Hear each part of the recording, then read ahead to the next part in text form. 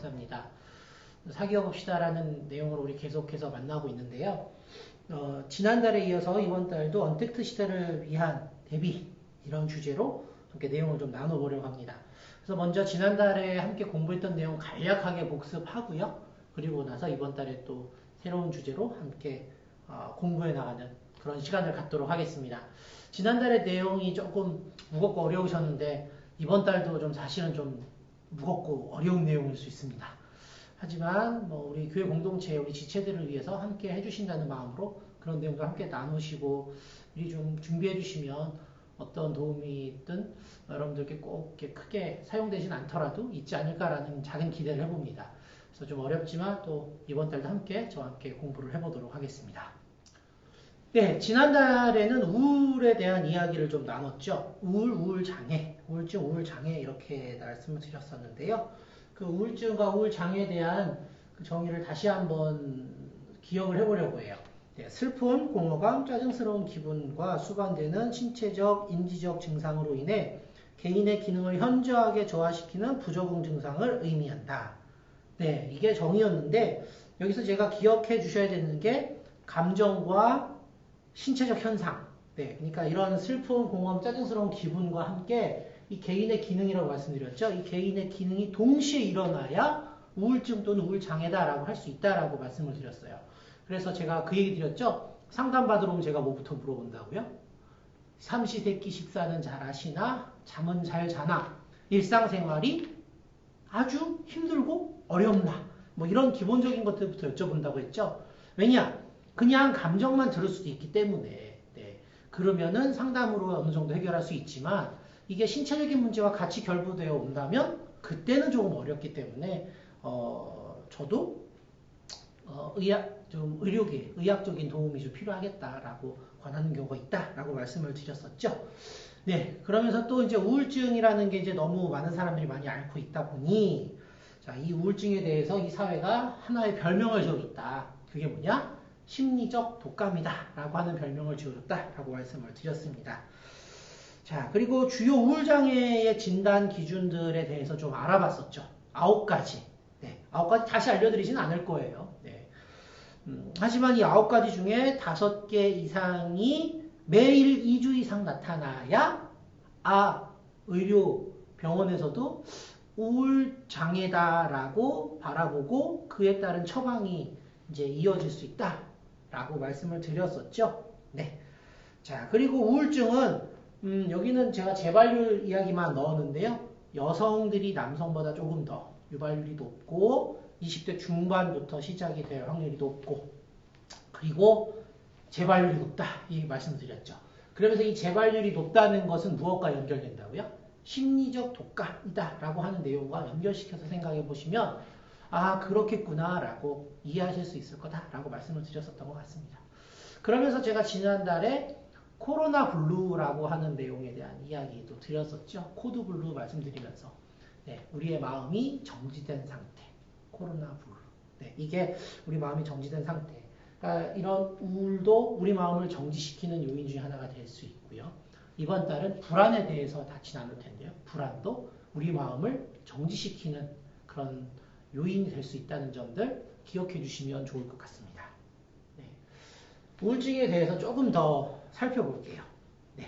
제가 그러면서 이제 우울증의 원인이 될 수 있을 만한 내용들 설명드렸었죠. 표에다가 상실과 실패를 의미하는 부정적인 생활 사건이 중요한 발생 원인이 될 수 있다라고 말씀드리면서 뭐라고 그랬죠? 가까운 가족의 죽음이 100이라고 하는 게 제일 만점이라고 했을 때 그 100에 해당하는 거. 그러면서 제가 배우자의 사망이 큰 영향을 줄 수 있다라고 말씀을 드렸었고 그리고 부모의 이혼도 큰 영향이 될 수 있고 그리고 질병, 신체적인 질병으로 인해서 큰 요인이 될 수도 있다라고 하는 한 3가지 정도, 크게 3가지 정도를 말씀드렸었고요. 그리고 3월이니까 신학기에 그 새학년에 진급하거나 새 학기가 시작될 때도 이런 스트레스로 인해서 굉장한 우울감을 느낄 수도 있다라고 하는 그런 가능성에 대해서 제가 표로 한번 보여드렸던 기억이 납니다. 기억들 아시죠? 네. 그러면서 우울증과 관련되어서 이제 이런 이론들 하나 소개해드렸는데 학습된 무기력 이론에 대한 말씀드렸어요. 그러면서 제가 이것을 반대로 생각할 수 있는 거는 성취학습, 네, 성취 경험을 학습시켜주는 것 하면서 목표를 작게 세워서 뭔가를 도전하고 해보고, 네, 작심 3일이라도 해보는 거죠. 작심 2일도 좋고 1일도 좋고 뭐 3일치를 몰아서 해도 좋고 어떤 방법이라도 좋으니 본인이 목표한 것들, 작은 목표를 이뤄내게 하는 것. 그거만큼 또 중요한 게 그 이뤄낸 목표를 가지고 피드백해보는 거죠. 목표를 달성했을 때 기분이 어떻더라? 느낌이 어떻더라? 이렇게 해보니까 아 내가 이전에는 이렇게 생각했는데 이걸 이렇게 생각할 수 있게 되더라. 이런 형태의 피드백도 중요하다고 말씀을 드렸었습니다. 자, 그러면서 우울증을 좀 이겨내는 구체적으로 실제적으로 해볼 수 있는 방안들 제가 소개해드렸던 것 중에 하나가 규칙적인 걷기였습니다. 네, 제가 뭘 활용하시면 된다 그랬죠? 스마트폰에 있는 만보기. 네, 그 걸음걸이를 측정하는 거 확인하시면 된다고 그랬죠? 그래서 천보 걷는 거 어렵지 않다고 말씀드렸잖아요. 천보 걷는 거 그냥 집에서 청소기 밀고 왔다 갔다 해도 수백 보. 뭐가 필요한 게 있어서 마트에 왔다 갔다 해도 수백 보. 하루에 천보 걷는 게 그렇게 어렵지 않다 말씀드렸었는데요. 네, 아마 스마트폰을 주머니에 넣고 다니시는 그런 상황이 계시지 않을까 생각이 돼요. 네.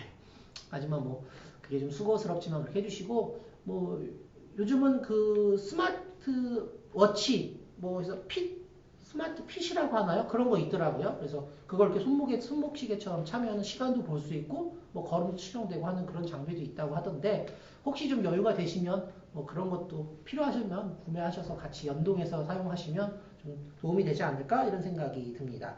자, 그러면서 제가 이 규칙적인 걷기와 더불어 한 가지 더 말씀드렸던 것이 SNS보다는 SMS를 하라라고 말씀드렸죠. 네, SNS를 자꾸 해서 다른 사람들이 행복한 모습 보며 상대적인 박탈감 느끼지 마시고 SMS로 사람들하고 직접 교류하셔서 네, 그런 우울한 감정들을 극복해 볼 수 있는 실제적인 방안들 한번 해보시면 어떻겠냐 제안 드렸었습니다.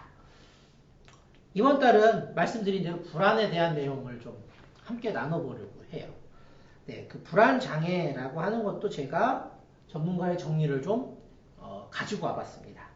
병적인 불안으로 인하여 과도한 심리적 고통을 느끼거나 현실적인 적응에 심각한 어려움을 겪는 경우, 네, 이것을 불안장애다라고 정의한다고 말씀드리고 싶네요. 근데 이제 그럼 여기서 이제 병적인 불안이 뭐냐라고 또 궁금하시잖아요. 그래서 제가 밑에 정상적인 불안과 병적인 불안의 차이가 있다라고 함께 정리를 했습니다. 그리고 이제 이 내용을 또 정리를 해서 알려드리려고 해요. 자, 정상적인 불안은 뭐냐면요, 누구나 한 번쯤 하는 경험입니다. 뭘까요? 네, 뭐 우리나라에서는 이제 좀 흔치는 않은데 위험한 동물을 만났을 때, 네, 갑자기 뭐 사막이나 밀림에서 뭐 악어나 사자나 이런 거 만나면 불안하잖아요. 네. 그리고 왜 예전에 그런 동화도 있죠? 곰이 한 마리 왔는데 두 청년이 길을 걸어가다가 한 청년은 나무 위로 올라가고 한 청년은 웅크리고 숨어서 살아남는 뭐 그런 이야기들 뭐 있잖아요. 네, 그런 상황들 뭐 누구나 한 번쯤 경험할 수 있겠죠. 또 이거보다 더 누구나 다 경험할 수 있는 거 뭘까요? 시험 볼 때요. 네, 맞아요. 시험 볼 때요. 요즘은 다 시험을 보죠. 학생들은 다 시험 보죠. 학생들만 보나요? 요즘은 뭐 자격증을 따야 되니까 시험 보시기도 하고 뭐 시험이라는 게 너무 많아요. 뭐 취업을 하기 위해서 면접도 시험의 일종인 거죠. 네, 그런 것들 할 때 그런 겪는 불안들, 그리고 어떤 분들은 연설할 때, 네, 연설이라 그러면 좀 거창하고요.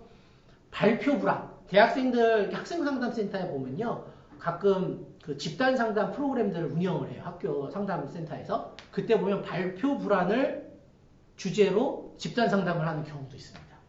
네.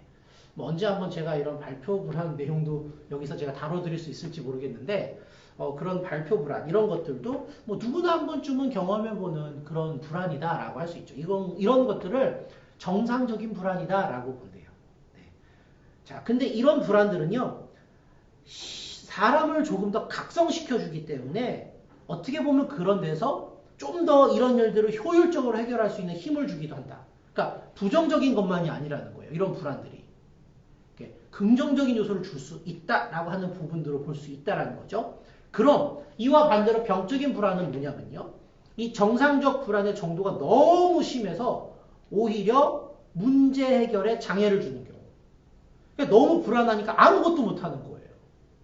아무것도 못해서 뭐 발표해야 돼. 발표는커녕 아예 책상 밑에 숨어버리고 이게 너무 반복되고 너무 많아지면 그게 안 된다는 거죠. 네. 그래서 그런 것들이 너무 과도해서 심리적 고통을 느끼거나 현실적인 적응에 심각한 어려움을 겪는 경우 불안장애다라고 볼 수 있다라고 한다고 하는 것입니다. 예, 지난달에도 의학적 관점에서 그 우울증을 확인했듯이 이번 달에도 그 불안장애에 대해서 한번 확인을 해보려고 합니다. DSM-5 제가 지난달에 말씀드렸죠. 그 정신의학, 건강의학과에서 이런 정신질환들을 판별할 때 쓰는 어떤 기준들을 제시하는 그런 책이다. 이게 두꺼운 게 있다. 이렇게 말씀드렸었죠. 네, 그곳에서 이야기하는 불안장애는 어떤 것인가. 네, 바로 이런 내용입니다. 불안장애에는 극도의 공포, 불안 및 관련된 행동장애의 특징을 지닌 질환들이 포함된다.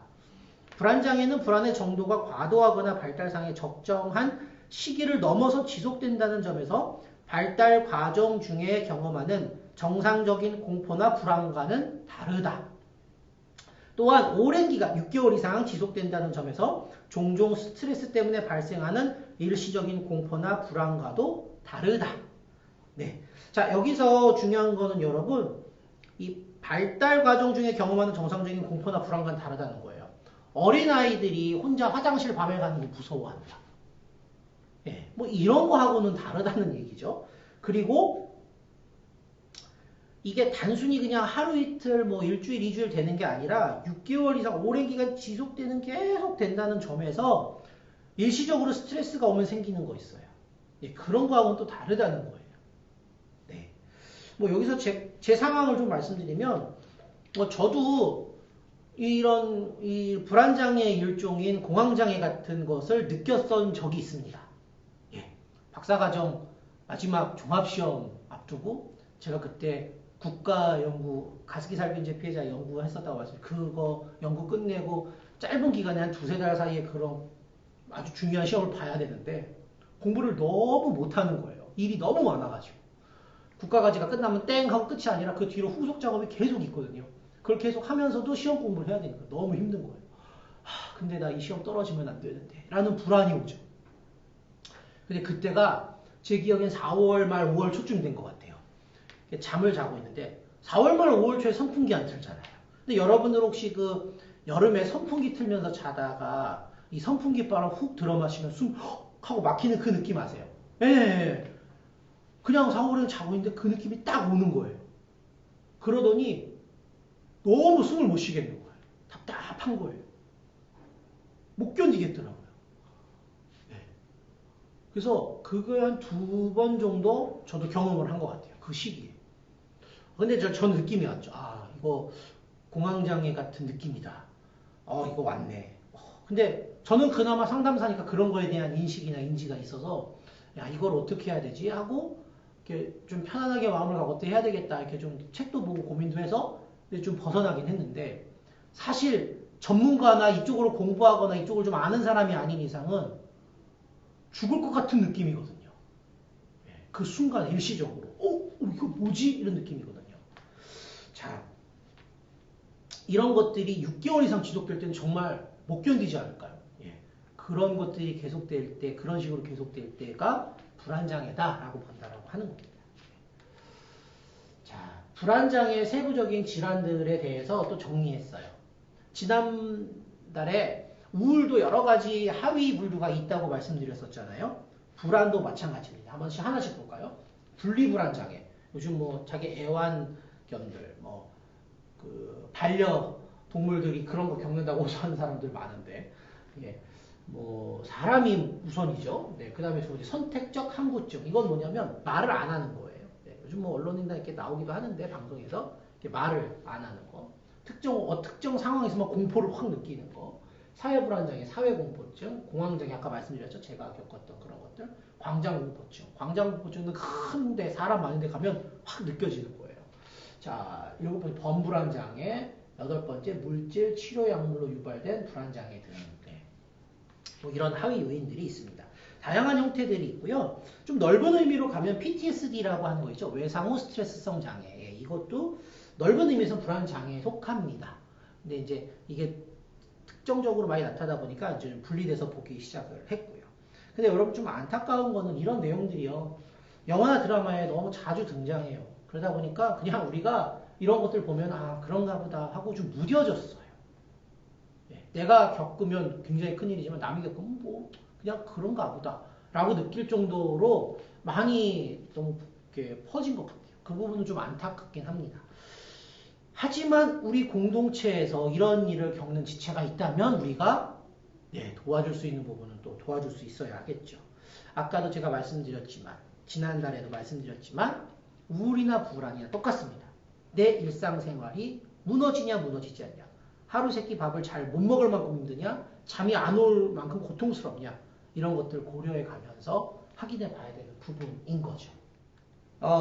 의학적 관점에서 이제 범불안장애 기준을 보려고 해요. 아까 이제 여러 가지 불안장애 세부 질환이 있었는데 이 범불안장애, 뭐 다른 거 다 볼 수는 없고 범불안장애에 대한 부분을 보려고 합니다. 범불안장애, 말 그대로 그냥 보편적으로 일반적으로 이런 불안장애다라고 느껴지는 기준들이라는 거죠. 그래서 대표성이 좀 있다 생각이 돼서 제가 이 내용을 준비를 했습니다.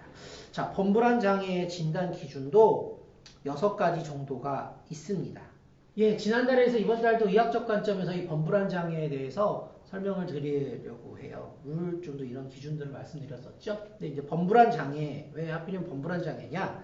위에 이제 보시면 여러 가지 있었지만 범불안장애가 보편적으로 많이들 느끼는 불안에 대한 내용을 가지고 이런 기준을 말을 했다는 점에서 제가 범불안장애로 설명을 드리려고 합니다. 자, 첫 번째입니다. 수많은 일상활동에 있어서 지나치게 불안해하거나 걱정을 하고 그 기간이 최소한 6개월 이상으로 그렇지 않은 날보다 그런 날이 더 많아야 한다. 자, 30일만 잡을게요. 6개월. 180일입니다. 180일 중에 최소한 90일, 100일, 80일. 이 정도가 계속 우리가 불안해하거나 걱정을 하는 그런 기간들로 채워지냐는 거예요. 물리적으로. 그러니까 이게 제가 말씀드렸지만 지난해 말씀드린 이 기준들이 굉장히 녹록치 않습니다. 그냥 우리가 뭐 하루 이틀, 뭐 한두 주 했다고 야, 뭐 그렇게 할 수 있는 정도는 아니에요. 그러니까 이게 굉장히 길게 이어질 때 이렇게 봐야 되는 거고요. 자, 이런 걱정을 조절하기 어렵다라고 느껴야 합니다. 예, 그냥 이게 길게도 느끼지만 조절하기 어렵다라고까지 느끼셔야 돼요. 자, 세 번째. 불안과 걱정은 다음의 증상 6가지 증상 중 적어도 3가지 이상의 증상과 관련이 있는데요. 지난 6개월 동안 적어도 몇 가지 증상이 있는 날이 없는 날보다 더 많아야 된다. 그러니까 첫 번째 기준하고 많이 맞닿아 있는 거죠. 네, 그 기준에 의해서 보셔야 되는데 주의점 아동은 이 6가지 중에 한 가지만 해당돼도 범불안으로 봐야 한다라는 거예요. 네, 아동은 다릅니다. 성인과. 자, 6가지 증상 한번 보겠습니다. 첫 번째, 안절부절 못하거나 낭떠러지 끝에 서 있는 느낌. 자, 여러분 영화인데 뭐 낭떠러지 이렇게 서 있으면 어때요? 떨어질 것 같아요. 무섭잖아요. 예. 여기 위에서 무섭잖아요. 그런 느낌. 그러니까 하루하루의 삶이 늘 그런 거예요. 얼마나 불안하겠어요? 자, 두 번째, 쉽게 피곤해진다. 네. 세 번째, 집중하기 힘들거나 머릿속이 하얗게 되는 거. 네 번째는 과민성, 5번째는 근육의 긴장, 6번째는 수면장애. 잠들기가 어렵거나 유지가 어렵거나 밤새 뒤척이면서 불만족스러운 수면, 잠을 잘 못 자는 거. 네. 아동은 이것 중에 하나만 해당돼도 범불안 장애에 연결된다고 봐야 되는데 사실 아이들은 잘 말로 표현을 못 하잖아요. 네. 그래서 조금 더 찾기가 어려울 수도 있지 않을까라고 보이고요. 성인들은 이제 본인의 삶을 이렇게 보세요. 근데 이게 이제 말씀드렸지만 6개월 이상이에요. 근데 코로나 상황이 지금 장기화됐잖아요. 작년 제가 코로나 얘기를 처음 한 게 1월 중순인 것 같은데 그때부터 지금 1년이 넘어가 버렸습니다. 그러니까 이 코로나 상황 때문에 이런 것들 느끼실 수도 있거든요. 네. 그래서 제가 코로나 블루에 우울이나 불안이 가장 크게 나타난다라고 보고 있는 부분 중에 하나이기도 합니다. 한번 이런 것들을 잘 한번 고려해 보시고요. 예, 의학적 관점에서 범불안 장애 기준 계속 살펴보겠습니다. 네 번째는 불안이나 걱정 혹은 신체 증상이 사회적, 직업적 또는 다른 중요한 기능에서 임상적으로 현저한 고통이나 손상을 초래한다. 자, 이런 불안이나 걱정이요. 직장 생활이라든지 뭐 학교 생활 관계에서 문제를 일으키는 거예요. 아까 말씀드린 6개월에 더 많은 날, 그러니까 6개월 180일 중에 80일, 90일, 100일, 뭐 일주일에 5일이면 한 4일 이상 내가 이 불안이나 걱정 때문에 업무를 못 보는 거예요. 그럴 때는 범불안 장애를 좀 생각해 봐야 될 수도 있다는 거죠. 자, 5번째. 장애가 물질의 생리적 효과나 다른 의학적 상태로 인한 것이 아니다. 그러니까 이런 범불안 장애를 이렇게 일으키는 요인들이 내가 뭐 약을 먹거나 아니면은 뭐 갑상선 기능 항진증이죠. 뭐 갑상선 이렇게 신체적인 어떤 호르몬의 문제로 인해서 나한테 영향을 주는 게 아닌데 자꾸 나타난다. 예, 그럴 때 한번 봐야 된다는 거고요. 자, 6번째. 장애가 다른 정신질환으로 더 설명되지 않는다.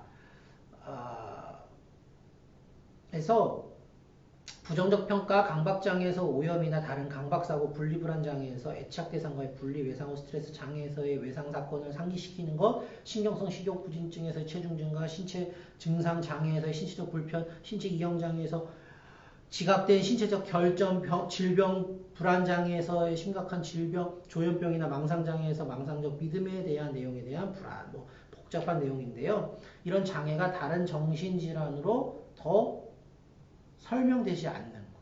네. 이런 것들이 기준입니다. 6번째 기준은 좀 어렵죠. 네. 그래서 이 6가지의 기준들을 가지고 설명을 하는데요.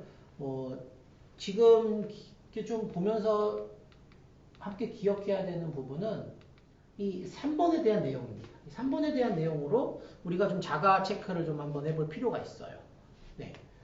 근데 이게 뭐 코로나 상황으로 인한 것들일 수도 있기 때문에 저는 뭐 무조건 뭐 여기에 해당된다 그래서 다 범불안 장애로 봐야 된다 뭐 그렇게 보지는 않습니다. 왜 그러냐면 우울보다 사실은 불안이 우리 생활이나 삶에 더 밀접하게 관계가 되어 있거든요. 그래서 그런 내용들인데요. 이런 것들이 이제 느껴지신다. 근데 이런 것들이 좀 많이 느껴지신다 그러면 제가 지난달에도 말씀드렸지만 주변에 있는 전문 상담기관에 우선 방문하셔서 상담이나 뭐 심리 검사 같은 것들을 우선 좀 받아보시면 좋을 것 같아요. 우울이나 불안은요 무조건 그렇다고 해서 병원에 가기보다는 검사, 심리 검사 등을 통해서 좀 객관적으로 좀 한번 볼 필요가 있어요. 그리고 그런 전문가들의 심리 전문가들의 좀 의견을 가지고 그 다음 넥스트 스텝을 좀 가시어도 큰 무리가 없다고 보거든요.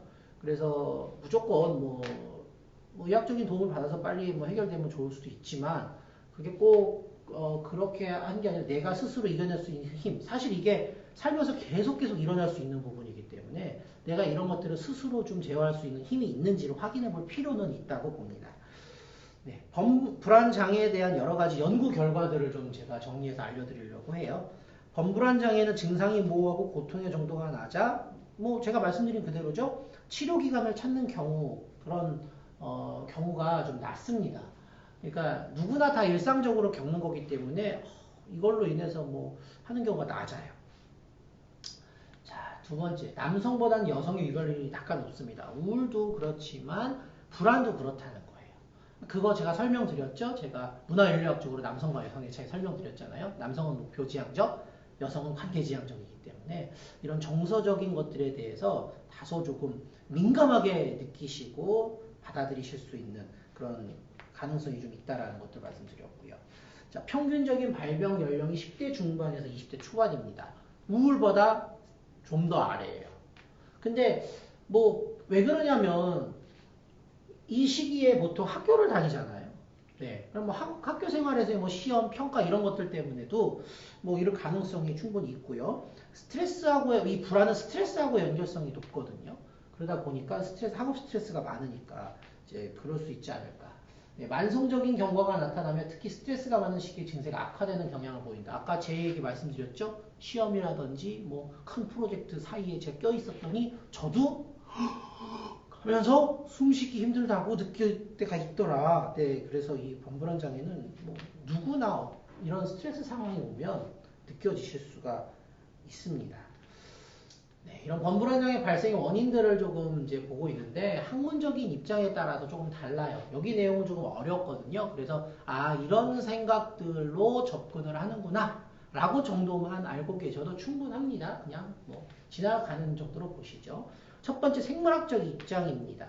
신경 전달 물질들과 관련해서 불안을 감소시키는 부분을 연구하고 있는데요. 그러니까 신경 전달 물질들에 의해서 불안이 촉진된다. 네, 그러니까 뇌신경 여기에 다니고 있는 물질들에 의해서 그런 것들이 촉진된다라고 보는 입장인 거죠. 두 번째 정신분석적 입장입니다. 성격 구조 간의 역동적 불균형에 의해 경험되는 부동불안. 네, 말이 어렵죠? 그러니까 사람의 성격과 관련된 문제인 거예요. 그래서 사람의 성격이 그런 것들에 취약해서 그럴 수 있다라고 보는 그런 입장이다라고 생각하시면 될 것 같아요. 자, 세 번째 행동주의적 입장. 환경 자극에 대해서 조건 형성된 학습의 결과. 조건 형성 뭐 이런 거 많이 들어보셨죠? 뭐에서 들어보셨을까요? 네, 파블로프의 개. 뭐 이러면서 이렇게 징짝 그러면 개가 막 침 흘리고 뭐 이런 거 했었잖아요. 네, 그런 형태. 그러니까 불안이 느껴진 내가 언제 한번 경험을 했는데 이걸 보면 그러니까 뭐 쉽게 설명드리면 그거예요. 어렸을 때 그 동네 강아지한테 물린 경험이 있다고. 예. 저희 뭐 친척 중에 그런 경험이 있더라고요. 그러면은 뭐예요? 길을 지나가다 저기서 개가 멍 하고만 짖어도 헉 하고 놀라는 거죠. 예, 이런 것들. 예. 뭐 이런 것들에 의해서 뭐 이런 예인데요. 이런 상황들에 의해서 학습된 결과다. 그래서 나타나는 불안이다라고 보는 입장. 네 번째로 인지적인 입장인데요. 불안한 사람들은 자신들이 위험에 처해 있다고 지각하는 경향을 가지고 있다. 인지도식이라고 그러는데요. 그러니까 내가 딱 이런 상황이면 이렇게 될 거야 라고 쭉 자기가 지도를 그리는 거예요. 머릿속에 생각의 지도를 쫙 그리는 거예요. 네. 그래서 야, 이런 상황이야? 그럼 나는 이렇게 될 것 같은데? 라고 그냥 지도를 그려버리는 거예요. 그 지도에 의해서 난 이렇게 될 거야 라고 미리 생각을 해버리는 거죠. 네, 그런 입장으로 보는 입장들도 있습니다. 자, 그래서 저는 이제 불안을 다루는 방법에 대해서 조금 더 이야기를 나눠보려고 합니다. 자, 불안을 놓으라라고 해서 이분이 이제 기독 목회 상담 학자셔요. 웨인 오츠라고 하는 분인데요. 이분이 불안을 어떻게 한번 우리가 다뤄야 되는지에 대해서 이야기를 했습니다. 이 세 가지 단계를 거치라고 이야기를 하더라고요. 사람은 누구나 다 불안을 느낀다는 거예요. 그래서 불안한 게 찾아오면 이렇게 바라보라. 그래, 너 또 왔구나. 그래, 너 왜 안 오나 했다. 그래, 잘 왔어. 그리고 아예 불안을 그냥 확 맞아들이라는 거예요. 네, 그래, 왔어. 그래. 빨리. 왜 이제 왔어? 그리고 두 번째 불안하고 돼요. 그래, 오늘은 또 뭐 때문에 온 거야? 그러니까 쉽게 말하면 내가 불안한 요인하고 그러니까 상담을 하는 거예요. 그래, 뭐 때문에 왔어? 그래, 너 또 오늘 그게 느껴졌냐? 그래서 왔어? 그래, 잘 왔어. 어떻게 하면 될까, 오늘은? 그래서 대화를 시도하고, 마지막으로, 그래, 어때? 이거 좀 해보니까, 불안한 거 좀 괜찮냐? 그래. 뭐 다 그런 거잖아. 그래. 너 또, 그럴 수도 있어. 그래. 오늘은 뭐 이 정도만 하고, 우리 그만할까? 그래, 잘 가. 뭐 인사. 이런 이별의 단계까지, 불안이라는 게 수시로 우리 삶에 찾아오니까, 찾아올 때마다 그냥 자연스럽게 맞아들이고 그 불안하고 대화해서 그 불안을 가라앉히고 그 불안을 보내주는 이런 형태를 거치면서 불안을 차라리 도와주라는 거죠. 어떻게요? 나한테서 오래 머물지 않고 잠깐 머물고 나아갈 수 있도록 도와주라는 이야기입니다. 결국은 이 불안이라는 건 우리 삶에서 떼놓을 수가 없는 거거든요. 인간의 삶에서 불안은 떼놓을 수가 없어요. 뭐 얘기 불안 이런 얘기 들어보셨죠? 늘 불안함을 느끼는 거. 그렇기 때문에 이 불안은 어쩔 수가 없으니까 그냥 불안이 오면 이 불안을 오래 갖고 있지 말고 잘 이야기해서 얻는 보내주라는 거죠. 그래서 평온한 상태로 가라. 이런 방식으로 해보라 라고 하는 겁니다. 그래서 예를 들면은 시험이 와요. 우리 학생들 많잖아요. 시험 봐야 돼요. 시험 보기 전에 막 불안해요. 그럼 어떻게 해요? 그냥 오늘 내가 시험 보니까 불안하구나. 그래. 이걸 어떻게 하지? 불안할 때 어떻게 하지? 그리고 선생님들 제일 많이 하시는 게 불안할 때 기도해라 이런 말 많이 하잖아요. 그렇죠. 그런 걸 활용하는 겁니다. 자, 기도를 해서 내쫓아 물리쳐라가 아니라 이 불안이 왔는데 이 불안 나 오늘 잘 이겨낼 수 있게 해달라고 기도를 하는 거죠. 네. 시험에 대한 불안 나 시험 뭐 잘할 수 있어. 잘할 수 있으니까 잘 한번 시험을 이제 시작해보자. 라고 하는 마음으로 기도하고 그리고 시험 문제를 천천히 풀어나가라. 네. 그러면 시험 문제에 몰입하다 보면 자연히 불안은 없어지겠죠. 네. 그러니까 이런 형태로 이제 활용할 수 있지 않을까 생각해봅니다. 네. 교회 공동체에서 함께 극복하는 불안에 대해서 이야기 나누려고 합니다. 자, 과테말라 걱정 인형 이야기 혹시 알고 계시나요? 네. 뭔가 이게 지금 그러시죠? 그래서 제가 그림으로 무슨 광고에서도 한번 나왔던 그림이긴 한데 이거 많이 보셨죠? 네. 예전에 이제 마야 문명 발사지 중부 아메리카 과테말라에서 오래전부터 이제 이런 인형들을 가지고 이야기를 했대요. 아이가 걱정이나 공포로 잠을 못 잘 때 부모님들이 작은 천가방이나 뭐 나무 상자에 인형을 넣어서 아이한테 선물을 해줬다고 합니다. 그 속에는 보통 6개의 걱정 인형이 들어가 있는데 아이가 하루에 하나씩 걱정 인형을 꺼내서 자신의 걱정을 말하고 베개 밑에 넣어두면 부모는 그 베개 속에 걱정 인형을 확 치워줬대요. 네. 그리고 애한테는 네 고민 걱정 그 불안한 거 그 인형이 다 가져갔다 라고 이야기해서 아이들은 나중에 이제 자기 자신이 걱정과 함께 인형이 자신의 걱정을 가지고 이제 가버렸다라고 생각했다는 거죠. 네. 그래서 이런 과테말라 걱정 인형 이야기가 있는데요. 이런 것과 같은 형태로 한번 공동체, 이런 모티브를 이렇게 좀 공동체에 가지고 와서 걱정에 대한 이야기들을 나누는 겁니다. 지난 시간에 우울도 이렇게 좀 공동체에서 나누는 것들에 대한 이야기를 제가 말씀드렸잖아요. 이 불안도 마찬가지로 그렇게 나눌 수 있는데 그때 뭔가 이렇게 매개물이 필요할 때에 매개물을 사용하는 거죠. 근데 우리가 매번 이 인형을 만들 수는 없잖아요. 네. 우리 저기 남성 그 공동체 그룹원들이나 학생들이 바느질도 어렵고 그런데 선생님이 매번 이렇게 준비하시기도 어렵고요. 그래서 이거를 그냥 그림을 그리는 거예요. 흰 종이에 이런 인형 모양으로 사람 모양으로 그림을 그리는 겁니다. 꼭 인형이 아니어도 좋으니까 사람 모습을 그리고요. 그리고 그 얼굴을 그리잖아요. 뭐 몸은 졸라맨으로 그릴 수도 있어요. 네, 근데 그리고 나면 얼굴에는 한 주간 자기가 가장 불안했던 일을 떠올려서 그것과 해당하는 표정을 그려넣는 거예요. 네, 그리고 그 그림을 그리면서 생각이 떠올랐던 걸 공동체에서 나누는 거죠. 나 이런 일 때문에 많이 불안했다. 나도 불안한 마음, 막 걱정드는 마음이 생겼었다. 네, 그래서 공동체하고 나누는 겁니다. 자, 그렇게 해서 공동체의 지체가 가진 불안을 다른 공동체에 있는 우리 구성원들도 수용하고 함께 나눠서 기도하는 그런 형태의 모임으로 이것들을 그려나가는 거죠. 네. 모든 사람이 항상 하기는 어려울 수도 있어요. 그리고 모든 사람이 다 그렇진 않지만 어느 정도 이렇게 모임을 하다 보면은 그 모임에 그 신뢰가 쌓이잖아요. 신뢰가 쌓이고 그런 것들을 이야기 나누는 것들에 익숙해진 상황이 된다면 이런 형태의 쉐어링도 굉장히 좋을 것 같고 청소년이나 아동 같은 경우는 수련회나 성경학교에서 이런 내용을 할 수 있는 겁니다. 예를 들면 뭐 줌으로도 할 수 있어요. 요즘 줌으로 많이 하시잖아요. 아이들한테 흰 종이 하나 놓고 그림을 그려봐라. 그럼 아이들이 막 선생님 이렇게 보여주거든요. 그러면은 자 그렸어? 그러면 거기 얼굴 표정 이번에 그릴 거야. 표정은 미리 그리면 안 된다고 얘기를 하고요. 그려봐. 그럼 어떤 친구는 우는 표정, 어떤 친구 웃는 표정 하거든요. 그럼 선생님 딱 보시고 우는 표정 한 친구한테 물어보는 거예요. 누구야? 너는 이번 주에 혹시 무슨 일 있어? 왜 우는 표정을 그렸어? 그러면 네 선생님 얘는 뭐 이를 꾀해서 아팠어요.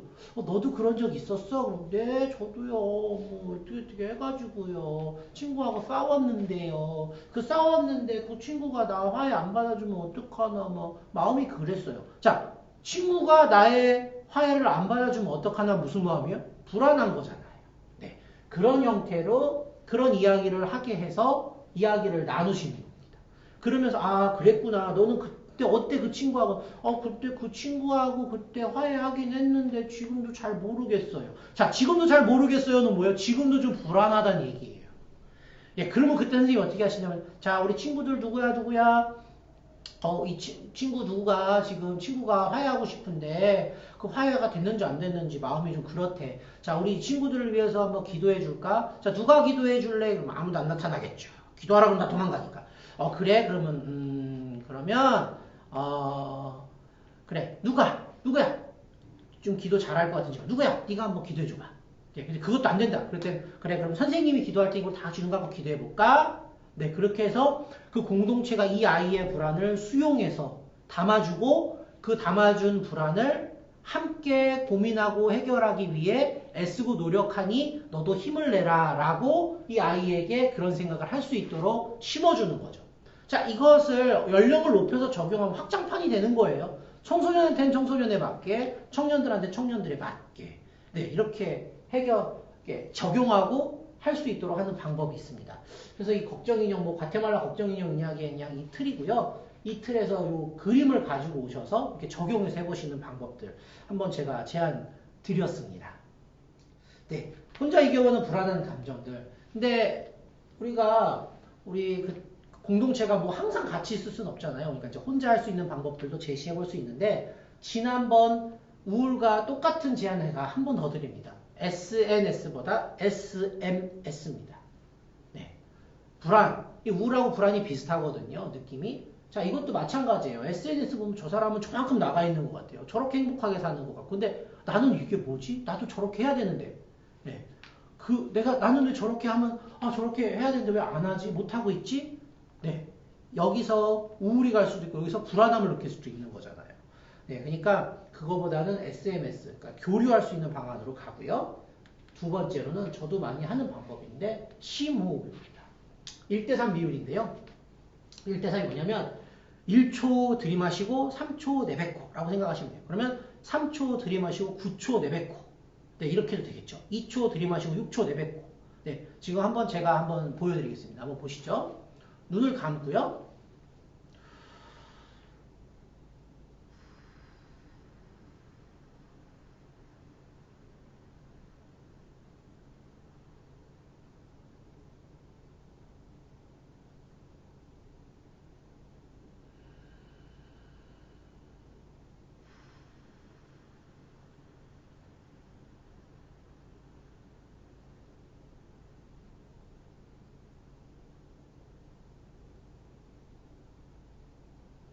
예, 이렇게 하는 형태입니다. 저도 상담하기 전에 막 이렇게 급하게 오시고 상담이 늦었잖아요. 늦은 내담자가 오시면 이런 거 하긴 해요. 네. 그래서 이것도 하기도 하고 눈을 감고 새로운 것들을 좀 작업을 해야 될 때도 기분 전환의 생각 전환을 해주기 위해서 이렇게 오실 때 이렇게 심호흡을 한번 해보자고 그래요. 들이마시고 천천히 내쉬고 들이마시고 천천히 내쉬고 네, 이렇게 두세 번 정도만 반복해도 마음이 굉장히 편안해지고 안정되는 느낌을 줄 수 있습니다. 이거를 그냥 의식처럼 하는 거예요. 불안한 마음이 들 때 딱 이렇게 해보는 거죠. 네. 실제적으로 좀 더 할 수 있는 거를 제안 드리려고 해요. 버터플라이 허그라고 나비 허그 이렇게 표현하기도 하는데요. 이거는 1998년도 멕시코에 있었던 허리케인 생존자들을 대상으로 실시된 기법입니다. 자, 허리케인이 지나갔어요. 자, 사람들이 어떤 마음이 들까요? 허리케인이 또 지나갈 것 같다라는 불안이 생기겠죠. 네. 그리고 불안이 생길 것 같은 사람들한테 찾아가서 불안한 마음이 들 땐 이렇게 해보세요 라고 제안을 했던 겁니다. 자, 이거는 이렇게 실제로 하시는 거예요. 네. 자, 어떻게 하냐면요. 가슴을 양팔 위에 이렇게 교차해서 놓는데요. 손을 이렇게 되는 모양으로 이렇게 되는 거예요. 이렇게. 네. 이렇게. 나비 모양이죠? 나비 모양. 이 나비 모양을 가슴에 이렇게 대고 교차한 후에 두 손을 양 어깨를 천천히 두드려 주시는 겁니다. 한 번, 두 번. 눈을 감고요. 천천히.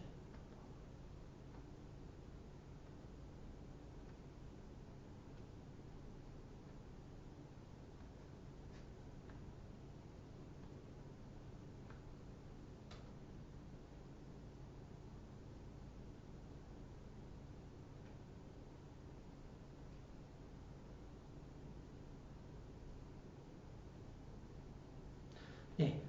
이 느낌이 무슨 느낌이냐면 그 갓난아이들 어머니가 이렇게 재워주실 때 토닥 하는 느낌이잖아요. 그러니까 그런 생각을 할 수 있도록 이런 불안한 마음이 들 때 이렇게 해보라고 제안하는 거죠. 네, 손 이렇게 이렇게 하고요. 그리고 눈을 감고 나 자신을 위로해 주는 거예요. 편안한 마음이 들게. 이렇게 하면 어린아이들도 새근새근 잠이 들잖아요. 네. 그래서 버터플라이 허그인데요. 이렇게 해보시는 방법이 있는데, 뭐, 이렇게 이렇게 하는 게, 이게 어렵다, 손이 어렵다, 이렇게 하는 게 어려울 때는 그냥 이렇게 하시기도, 그냥 손을 이렇게 대고 이렇게 할 수도 있고요. 뭐, 이것도 어렵다 그러면 앉아있을 때는 그냥 무릎에 손을 올리고, 이렇게 하나씩, 무릎에 손을 하나씩 톡 치는 거죠. 그래서 느낌은 딱 그 느낌이에요. 어린아이를 엄마가 갓난아이들 이렇게 재울 때 토닥토닥 하는 그 편안한 느낌을, 네, 그런 느낌을 가질 수 있도록 잠깐 눈을 감고 편안한 상태로 느껴보는 겁니다. 예, 이제 마지막으로 기독교 신학적으로 이해하는 불안에 대해서 이제 한번 나눠보려고 합니다. 불안으로 보는 성경의 인물을 누가 있나 찾아봤는데요. 저는 이번 주는 모세를 좀 찾아봤어요. 네. 자, 모세의 불안한 감정선이 느껴지는 부분, 네, 뭐 두 가지 정도를 찾았는데요. 첫 번째가 이 떨기나무의 사건입니다. 자, 하나님이 모세의 소명을 일깨우는 장면이죠. 갑자기 생각해보세요. 광야에서 나무에 불이 툭 떨어지고 자기한테 말을 걸어요. 어떻겠어요? 도망가고 싶지 않을까요? 내가 뭐 잘못했나? 뭐야 이거? 왜 나한테 이래? 명문도 물어. 예.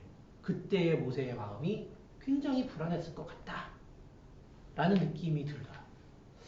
자, 이러면서 또 하나 어떤 사건이냐면, 네, 출애굽기 4장 1절에 17절. 이 내용은 뭐냐면, 이제, 하나님이 모세한테 명령하시잖아요. 너 나가라. 너 가서 이스라엘 민족을 이끌어라. 그러는데, 모세가, 제가 어떻게 갑니까?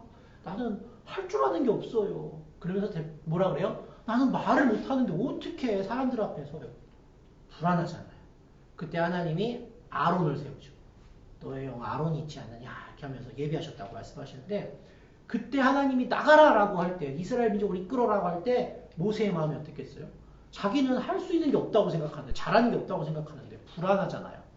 네, 딱 마치 무슨 느낌으로 생각하시면 되냐면 큰 시험을 앞두고 있는 친구들, 큰 면접을 앞두고 있는 친구들, 큰 프로젝트를 앞두고 있는 청년들, 큰 프로젝트를 앞두고 있는 우리 교회 성도들, 네, 이런 분들이 어떤 마음이겠어요?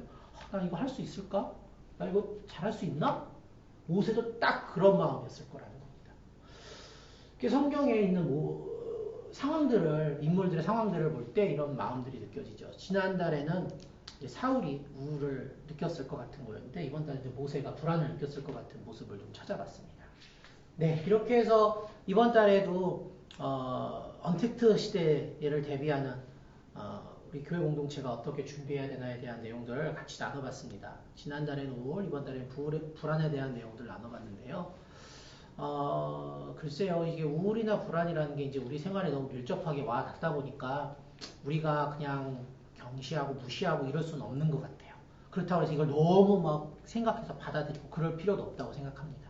다만 우리는 때로는 리더이고 때로는 누군가의 도움을 줘야 하는 그런 공동체의 그런 이 역할을 하고 있는 사람들이잖아요. 근데 그런 역할을 하는 사람들이 이런 것들이 너무 무심해도 안 되고 너무 예민해도 안 되지만 알고 대처할 수 있어야 되지 않나라고 생각이 들어서 지난달과 이번 달에 계속 공부를 해봤습니다. 어떻게 이번 달에도 같이 공부한 내용이 여러분께 도움이 되셨는지 모르겠네요. 네, 그 아까 설명드렸던 우리 웨이노츠 박사님이 얘기해 주셨던 불안을 도우라고 하는 그런 방법들, 그리고 과테말라 걱정 인형으로 같이 했던 그런 내용들 한번 잘 활용해 보시고 적용해 보실 수 있는 기회가 없으면 좋겠지만 혹시라도 있다면 그런 부분들 간략하게 다시 상기하셔서 적용해 보시면 우리 교역자, 그리고 우리 교사 선생님들, 그리고 청년 리더들 모든 사역에 조금이나마 도움이 되지 않을까 이렇게 생각을 해봤습니다. 오늘은 이제 준비한 내용 여기까지고요. 또 다음 시간에 다시 찾아뵙도록 하겠습니다. 감사합니다.